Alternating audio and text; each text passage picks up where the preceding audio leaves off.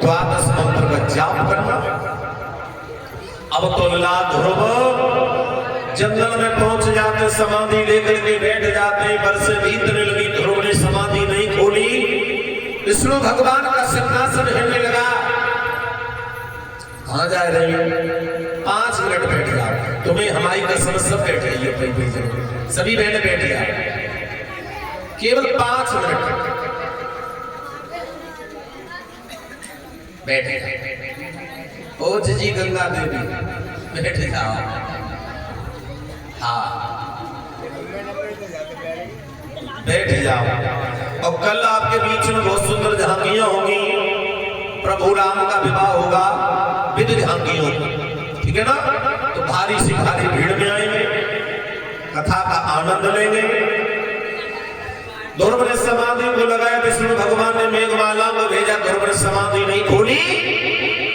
मैया लक्ष्मी बोली, ऐसे वरनाथ 5 वर्ष का उम्र बेटा है, ऐसा कर तुम ही चले जाओ।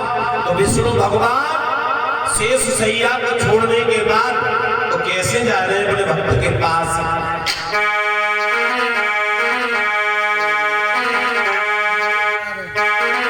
लेकिन हुआ क्या कि विष्णु चढ़ी गरुड़ पे रुकाएरी,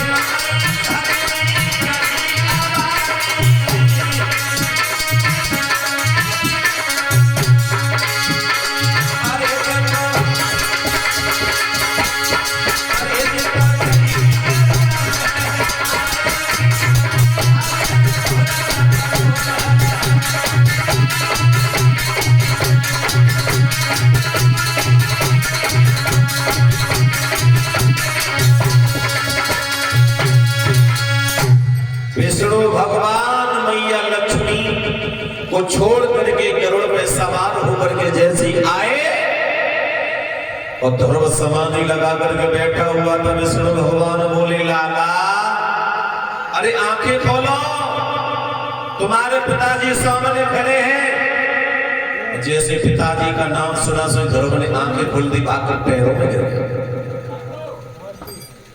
अब ध्रुव ने आके खोली, कौन लगी लला हम तुम्हें भक्ति से बहुत प्रसन्न है, कुछ मांग लो। ध्रुव बोले ऐसे ही ना है, मेरी माँ मेरी मौसी को दर्शन दे तो जी आवे तो चले जा, केवल इतना ही है। विष्णु भगवान ने क्या किया, ऐरावत हाथी को मंगाया, कहा बेटा हाथी पर बैठ करके चलो। ध्रुव ने मन में विचार किया, हम नंगे पैर आए, इनकी खातिर हमने अन्न पानी सब कुछ त्याग दिया, जे हाथी पे बैठ के जाएंगे हमें लेके, ऐसा कभी नहीं होगा।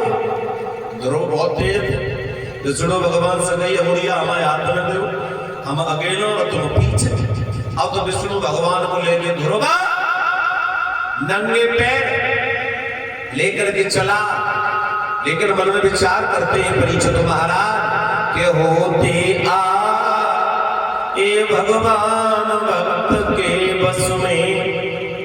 भगवान एक ध्रुव छोटे से ध्रुव की अंगुली पर नाचने लगे। अब तो ध्रुव लेकर के चले, उधर मौसी को पता चल गया कि ध्रुव आ रहा है, तो मौसी छुप के अंधेरी बाई को फरिया में बैठे रखे शर्म की खातिर। ध्रुव ने मन में विचार किया, मेरी मौसी मुझे नहीं मानती तो भगवान के दर्शन नहीं होते। सबसे पहले अपने मौसी के पास में गया, कहने लगा मौसी, ए मौसी, बाहर निकल गया, तू कहती थी कि पूर्व जन्म में थोड़ा सा भजन किया होता, उत्तम के बदले तूने मेरे को अच्छा सा जन्म लिया होता। आज मैंने भजन किया है, अपने पिताजी को प्रसाद लेकर के आया हूँ।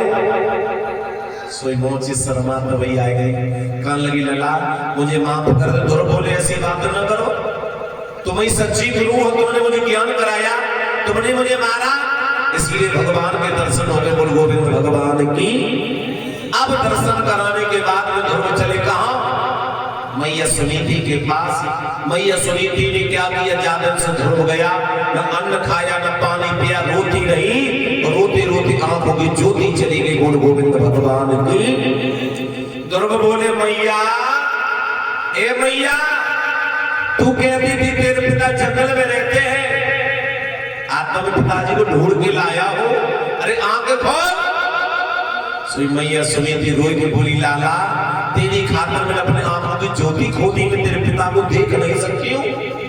ध्रुव सोई विष्णु भगवान से बोले पिताजी तुम्हें तो कह रहे कुछ मांग लो, देना चाहते हो तो मेरी मैया के सुंदर नेत्र कर दो, अन्यथा मुझे कुछ नहीं चाहिए। विष्णु भगवान ने क्या किया, मैया के आंखों में जैसी फूंक मारी, मैया सुनीति के सुंदर नेत्र हो गए। बोल गोविंद भगवान की। अब विष्णु भगवान ध्रुव से बोले लाला हम रहे या चले जाए, लेकिन तुम्हें वरदान देते हैं कि तुम ध्रुव तारा के नाम से जाने जाओगे, ध्रुव तारा के नाम से जाने जाओगे। बोल गोविंद भगवान की।